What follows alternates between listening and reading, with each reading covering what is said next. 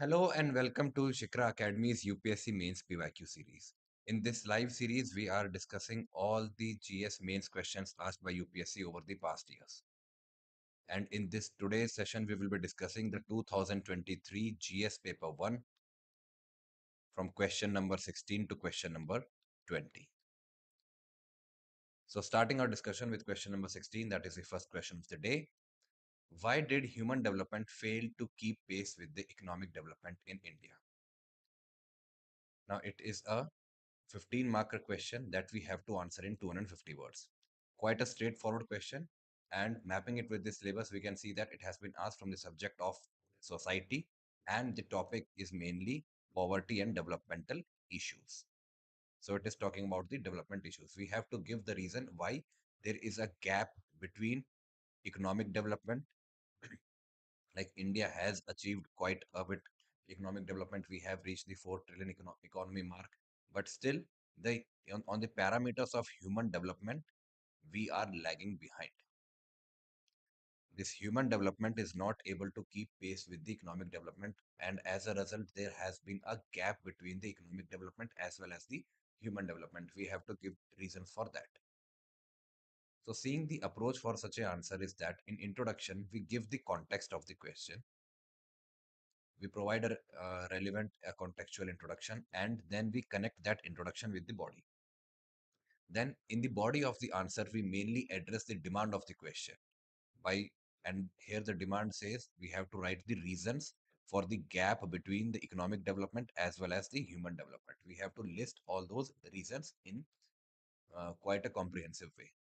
Then in conclusion, we have to summarize the answer, and we have highlighted the reasons or the problems which has led to the gap between economic development and human development. So we have to also provide certain suggestions or way forward on dealing with this issue. So starting with the introduction, India has witnessed significant economic growth since the 1990s. So after the liberalization, privatization and globalization reforms, LPG reforms of 1991. So since 1990s, India has witnessed significant economic growth and has emerged one of the world's fastest growing economies. We are the world's fastest growing major economy of the world. However, this economic expansion has not been matched by proportional improvements in human development. Okay, so we have provided the context, such as there are health parameters are not improving that much. There are gaps in education as well as the social well-being. So there has been a significant gap between human development as well as economic development. Now this mismatch highlights the challenges of inclusive and equitable development. Now this is our connecting line. Through this line, we are connecting the introduction of the answer with the body of the answer. Now, listing the reasons in the body of the answer. So we have to give the reasons for this gap between the economic development and the human development. So the first and foremost reason is the unequal distribution of growth. There has been economic growth has been concentrated in urban and industrial sectors, while the rural areas and the marginalized communities, they lag behind. So we have seen rapid urbanization, we have seen rapid economic growth, especially in or more concentrated in the urban areas as compared to the rural areas, and only the certain industries, mainly the service sector industries, they have witnessed more growth as compared to the manufacturing and the agriculture sector. Then there is rising regional disparities and income inequality reduce the trickle down impact. So there has been high regional disparity. There has been disparity between the states. Southern states and the western states are relatively more well off than compared to the northern states and the eastern states. And within the state itself, there are certain intra-state regions also. Some regions of a state are more developed as compared to the other states, other regions of that particular state, and there has been income inequality across the country.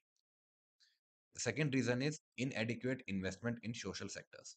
So public expenditure on health and education remains low, around 1.9% of GDP for health and 3% for GDP, 3% of GDP for education. So government's expenditure or government's investment in the health sector as well as the education sector, which are the two of the most important sectors or two of the most important hallmarks of human development.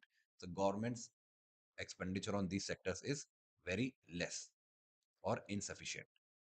Then there is poor infrastructure and quality of services limit the human capital development.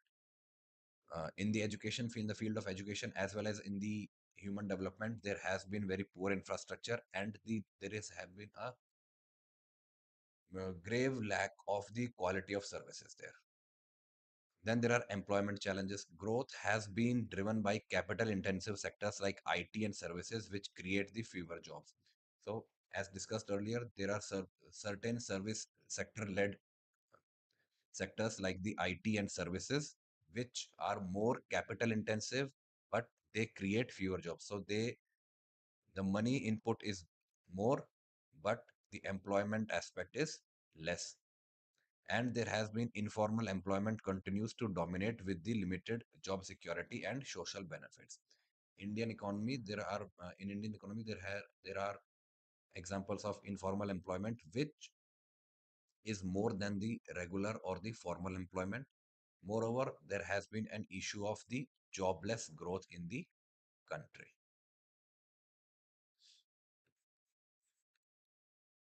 Next reason is poverty and malnutrition. So, despite economic gains, India still has high levels of multi-dimensional poverty.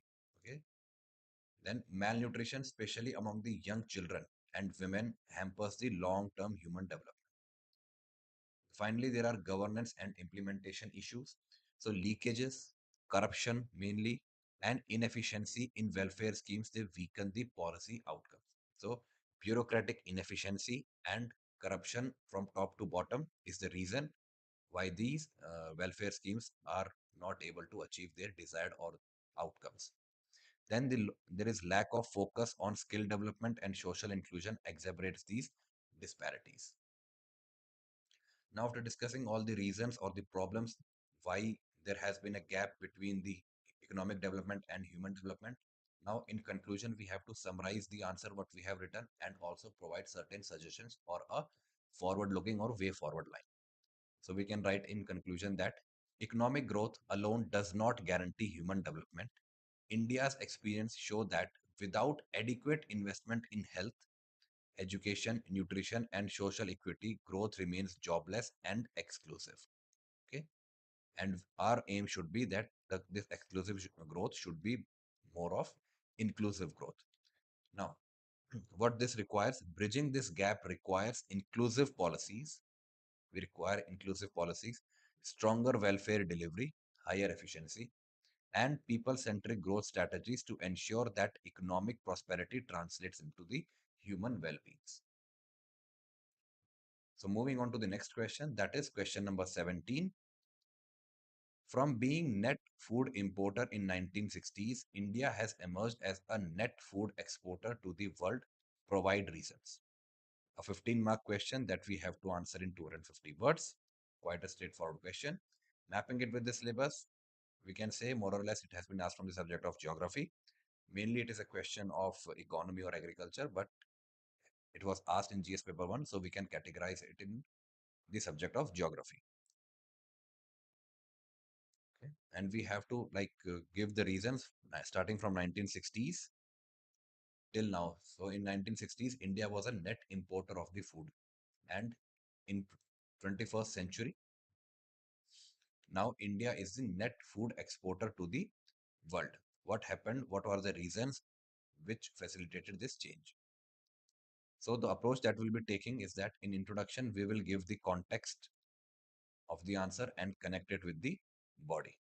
Then in body, we give the address the demand of the question by writing the reasons for the transformation from the net importer to the net exporter. And then in conclusion, we will be summarizing the answer. Starting with the introduction, in the 1960s, India faced severe food shortages and relied on imports under programs like PL 480, that was a US program. However, over the decades, India transformed into a net food exporter supplying rice. India supplies rice, wheat, fruits, vegetables, and marine products to the global market. Okay, this is the context of the answer, or we have introduced the context of the answer. This remarkable shift is the outcome of policy reforms technological advancement, and self-reliance initiatives. Now, this is our connecting link through which we are connecting the introduction with the body of the answer. Now, writing the body of the answer, in the body, we have to give the reasons for this transformation from net food importer to net exporter. So, starting with reason number one, that is most important, green revolution that happened in 1960s and 70s. So, under green revolution, there has been introduction of the high yielding varieties of wheat as well as rice. That is these are the two staple food grains. Also, there has been increased use of chemical fertilizers, chemical pesticides, and assured irrigation, which led to more and more yields of these food grains. This all drastically boosted the grain production as well as ensured the self-sufficiency in the decade of 1960s and 70s. Then there was this green revolution was supported by the agricultural policy. Agriculture policy instruments like the minimum support price system encouraged farmers to produce surplus. The Food Corporation of India and the buffer stock mechanisms, they have stabilized the supplies. So from the production level, the farmers are incentivized via the minimum support price, and at the to stabilize the prices in the market, the Food Corporation of India is an active player. Then there has been government subsidies for fertilizers. Government provides subsidies for fertilizer, for seeds and electricity to reduce the input cost for the farmers. Then there has been expansion and diversification. So after the LPG reforms of 1990s, so post 1991 reforms opened the markets for agro exports. Okay, there has been a shift from subsistence farming to commercial crops, horticulture, dairy, and as well as fishery. So first there was only subsistence farming. We were the farmers or uh, India as a country as a whole, we were growing the food crops or we are indulging in agriculture. We were indulging in agriculture just to sustain our needs. But now the focus has shifted to commercial crops or commercial agriculture and the horticulture crops, the dairy industry, as well as the fisheries and the meat plus poultry as well. And India is now the largest exporter of rice and among the top in spices, fruits, and marine products. So, as a result of this expansion and diversification, what happened is like ultimately India became the world's largest exporter of rice because rice is a staple crop, like is the for the majority of the world population. Then there has been technological advancements that were kick-started by the Green Revolution itself. So there has been mechanization, modern irrigation, drip and sprinkler system, and digital tools have improved the overall efficiency of the Indian agriculture. And we have research institutions like the ICAR, Indian Council of Agriculture Research, as well as agriculture universities that develop better crop varieties. Then there has been a global demand and trade opportunities. Finally, so were the main supply side factors, and this final is the demand side factor, okay, or the demand side reason. So rising international demand for affordable food grains and processed products has increased, and India's comparative advantage in labor-intensive agriculture boosted the overall exports from the country. Then, summarizing the answer, we can write the conclusion that India's journey from food deficit to surplus is a testament of the success of the Green Revolution, along with the policy support and diversification in agriculture that we have achieved. Today, India not only ensures food security for its population, India is ensuring food security for its population, and but also contributes to the global food supply, strengthening its position as a key agricultural power. Now, this key agricultural power is the keyword here. Moving on to the next question, that is question number 18. Does urbanization lead to segregation or marginalization of the poor in Indian metropolises? We have to answer this question. A 15-mark question that we have to answer in 250 words. Now, mapping it with this syllabus, we can see that it has been asked from the subject of society and the topic is mainly urbanization.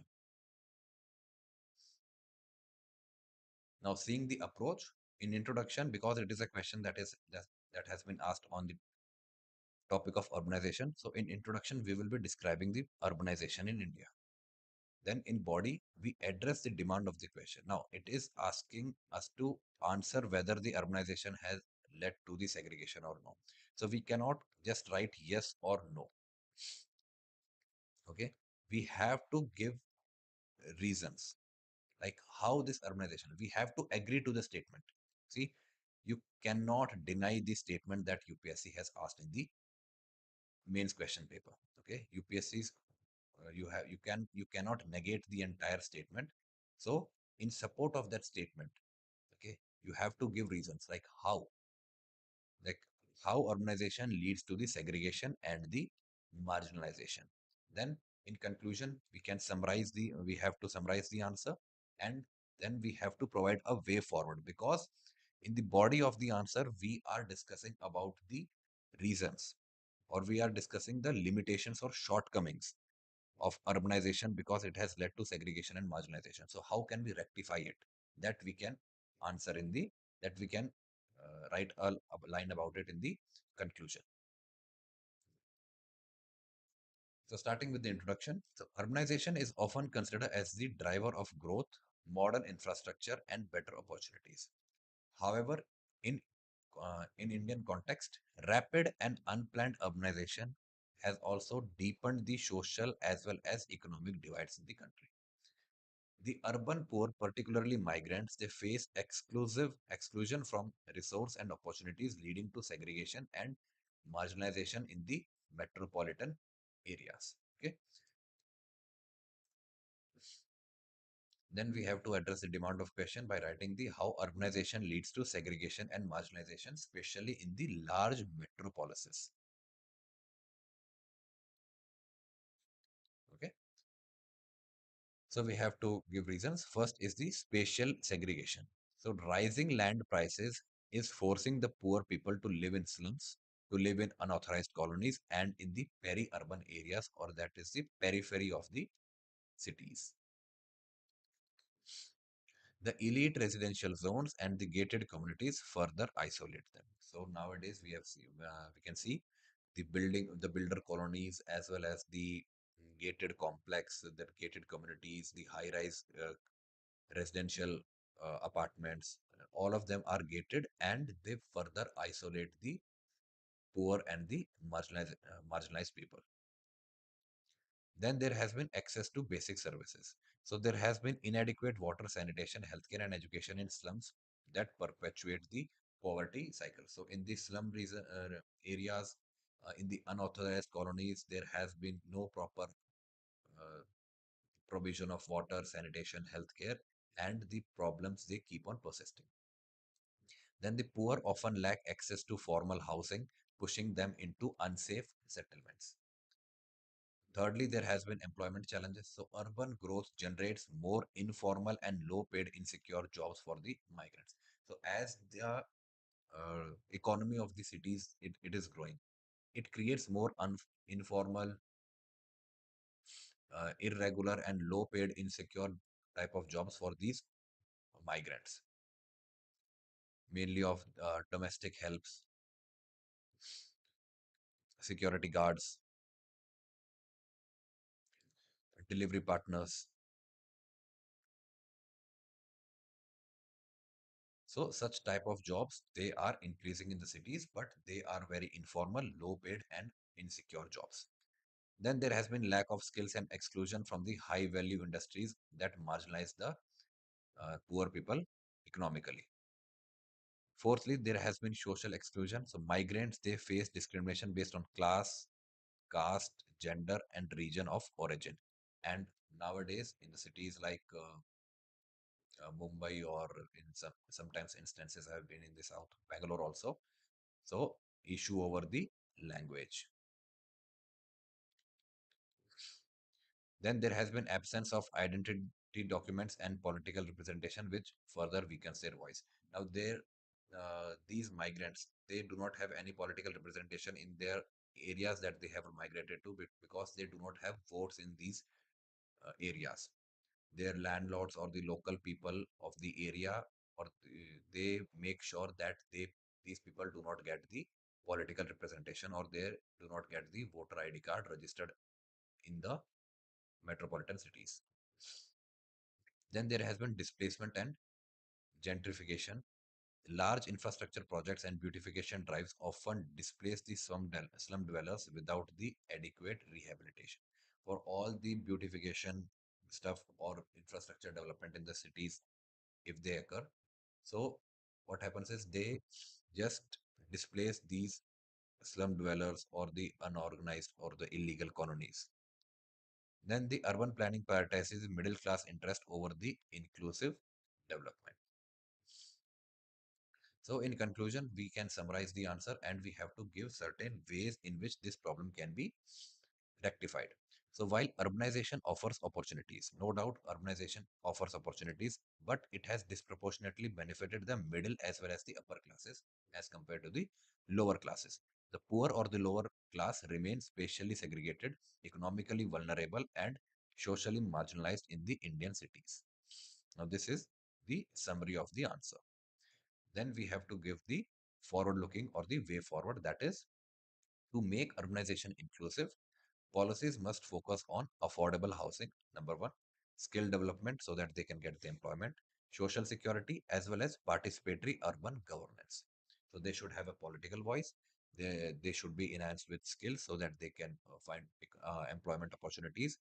They should be provided social security, mainly the job security, as well as the main most important affordable housing. All this ensures that the cities become engines of equality, not of inequality. Then moving on to the next question, that is question number 19. Why is caste identity in India both fluid and static? A 15-mark question that we have to answer in 250 words. A very straightforward question. It is asking us to list the reasons. It is not asking whether uh, the caste identity in India is fluid or static. It is agreeing to both, and we have to provide the reasons for both. Okay, so we have to write a balanced answer.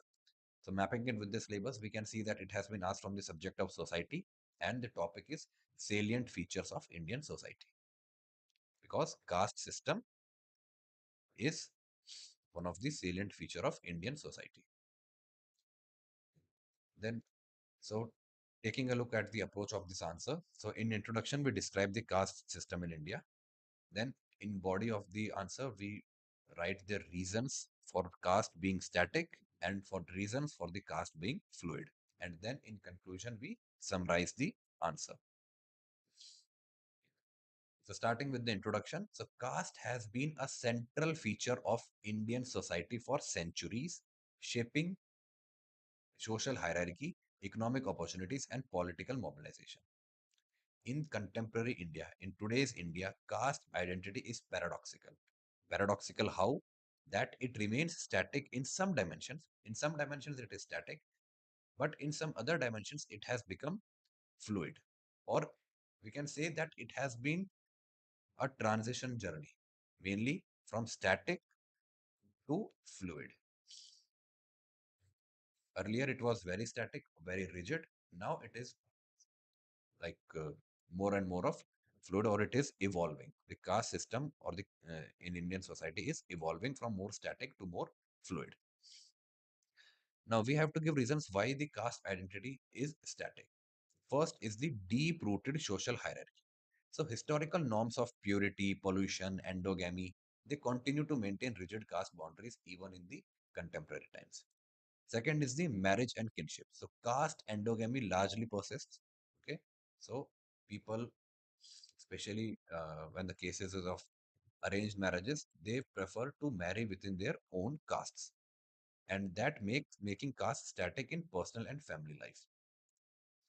Uh, then there has been social discrimination, untouchability, and exclusionary practices still exist, especially in the rural side of the country. Okay, so in the urban landscape, the social discrimination is relatively less as compared to the urban landscape of the country. Finally, there has been political mobilization. The caste remains the primary factor in the electoral politics, with communities voting along the caste lines. Okay, and this has been a pain for the Indian democracy, that caste remains the number one factor that determines the political or the electoral politics outcomes in the country. Okay. And every political party, in the name of social engineering, what they are doing, they just try to uh, win the votes of more and more. They are trying to divide people on the basis of castes in the name of social engineering. They want um, they want certain caste to vote for them. Okay, every political party, they targets different castes as their vote banks. Now we have to give reason why the caste identity is fluid. So first is the economic modernization. So urbanization and industrialization mainly, along with migration, have blurred the caste distinctions in the workspaces and in the markets. So in the urban landscape, particularly in workspaces and markets, so uh, the caste boundaries or the caste identities, they have blurred a little bit. Then second is education and reservation policies. So access to education and affirmative action has enabled mobility and empowerment of the marginalized groups. Then there has been intercaste interactions. Increased interdependence in cities reduces the social distance, making the caste less visible in everyday exchanges, particularly in the large metro cities. Okay. And especially in the urban areas also, there has been an uptick in the intercaste marriages also.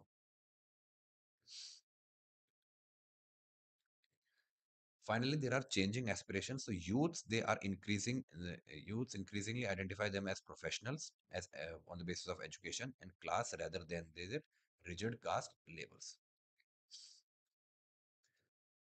So in conclusion, we have to summarize the answer by writing that caste in India is both static due to the persistence in marriage, politics, and discrimination, and fluid owing to the socio-economic mobility, urbanization, and progressive reforms. This duality, the caste system is dual. That is, this duality of the caste identity or the caste system, it reflects the transition of the Indian society. Okay, so this duality and transition word are the keywords over here. Transition is the must, where the traditional identities coexist with the modern aspirations. The challenge lies in ensuring the caste based inequalities diminish while the positive empowerment continues. Moving on to the final question, that is question number 20. Discuss the impact of post-liberal economy on ethnic identity and communalism. 15-mark question that we have to answer in 250 words. Mapping it with the syllabus, we can see that it has been asked from this subject of society and the topic is communalism. So approach that we'll be taking in writing such an answer is that in introduction, we give the context. We write about the reforms of the 1990s and then we connect it with the body. We connect the introduction with the body. In body, we write the positive as well as the negative impacts, okay, of this post-liberal economy on ethnic identity and communalism. It's not like there has been only positive impacts or just the negative impacts. Then in conclusion, we will be summarizing the answer. So we have to write a balanced answer. So starting with the introduction, India's economic liberalization in 1991 transformed the economy by opening markets, encouraging private investment, and fostering globalization. While it brought growth and opportunities, it also reshaped ethnic identities and communal relations, producing both integrative as well as divisive effect. So integrative means positive impacts. Divisive means the negative impacts. So talking about the positive impacts. So firstly, there has been weakening of the traditional boundaries. So urbanization and industrialization, as we have seen in the previous answer as well, have increased the community interactions in the workplaces and cities. And economic mobility has allowed these marginalized groups to challenge the traditional hierarchies. Second is the rise of consumer culture with the liberalized economy. See, globalized lifestyle and modern professions, they created identities beyond caste, religion, and ethnicity. So now we have more of class and profession based identities. So youth increasingly associate themselves with class and the occupation or the profession. Third is the political empowerment. So economic success of some minority and backward communities has fostered the greater self-assertion in the political landscape of the country. Then there are negative impacts, unequal growth and exclusion. Liberalization widened some uh, Liberalization has widened the income disparities. Okay, so there has been leaving marginalized groups feeling excluded. So growth has not been very much inclusive. Economic competition often translates into ethnic and communal tensions. Then there are communal mobilization. Political groups are now exploiting the insecurities of globalization by reviving the religious and the ethnic appeals that we see in every few months when the elections in different Indian states they happen. Then communal rights and polarization in the post-liberal India show how identity politics resurfaces in the time of economic stresses. Finally, there are cultural anxiety, rapid westernization, rapid adoption of the Western ideas, and the migration in the Western world also have led to the identity crisis, reinforcing ethnic and religious affiliations as anchors of belongings. So, in conclusion, we can summarize the answer by writing the post liberal economy, that is, the economy after the 1990s, has created new opportunities for mobility and interaction, making identities more fluid. Yet, economic inequalities, insecurity, as well as political exploitation have also reinforced ethnic identities and communalism. Thus, liberalization has acted as a double-edged sword. So, this liberalization, it is a double-edged sword.